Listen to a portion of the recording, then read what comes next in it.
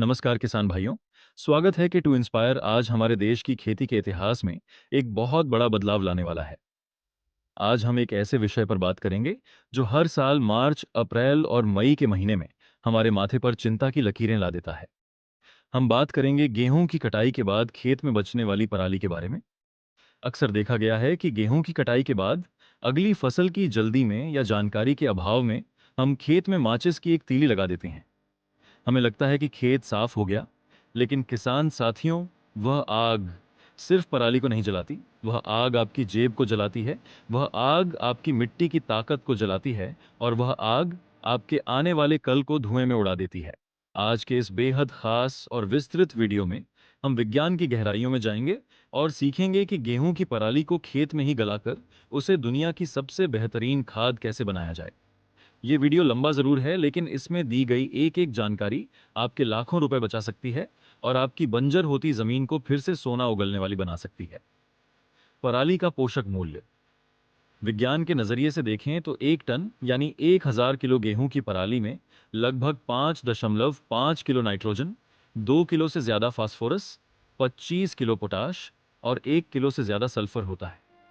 इसके अलावा इसमें जिंक, आयरन और मैंगनीज जैसे सूक्ष्म पोषक तत्व भी होते हैं। जब आप खेत में आग लगाते हैं तो नाइट्रोजन हवा में उड़ जाता है, सल्फर जल जाता है और कार्बन, जो मिट्टी की जान है, वह धुआं बनकर वातावरण को खराब करता है। पराली गलाना मुश्किल क्यों है? गेहूं की नाड़ सख्त होने का तकनीकी कारण है लिग्निन और सिलिका। गेहूं के तने में लिग्निन की मात्रा ज्यादा होती है, जो इसे सख्त बनाती है। साधारण तौर पर अगर आप इसे मिट्टी में दबा देंगे तो इसे गलने में महीनों लग जाएंगे और यह आपकी अगली फसल में दीमक या अन्य समस्या पैदा कर सकता है। लेकिन इसका वैज्ञानिक समाधान है। हमें बस कार्बन और नाइट्रोजन के अनुपात को संतुलित करना है। विधि: इन सीटू मैनेजमेंट, खेत के अंदर ही खाद बनाना। बारीक करना। सबसे पहले खेत में सस्ट्रॉ रीपर या मल्चर मशीन चलानी चाहिए ताकि पराली बारीक टुकड़ों में कट जाए।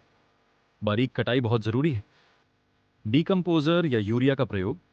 पराली में कार्बन ज्यादा और नाइट्रोजन कम होता है। बैक्टीरिया को इसे गलाने के लिए नाइट्रोजन चाहिए। पूसा डिकम्पोजर विधि: 4 कैप्सूल लें, 5 लीटर पानी में 150 ग्राम गुड़ उबालकर मिलाएं।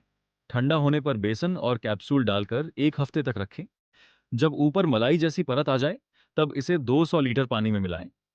यह 1 एकड़ के लिए पर्याप्त है। यूरिया विधि: यदि डिकम्पोजर न मिले तो 25 किलो यूरिया प्रति एकड़ का छिड़काव करें।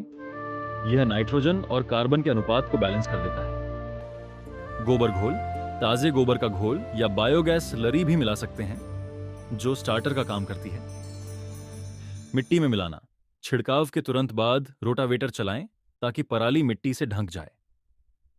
सिंचाई: रोटावेटर के बाद खेत में हल्का पानी लगाएं। नमी मिलते ही बैक्टीरिया अपना काम शुरू कर देते हैं और 20 से 25 दिनों में पराली को खाद, ह्यूमस में बदल देते हैं। विधि 2: एक्स सीटू मैनेजमेंट, गड्ढा विधि।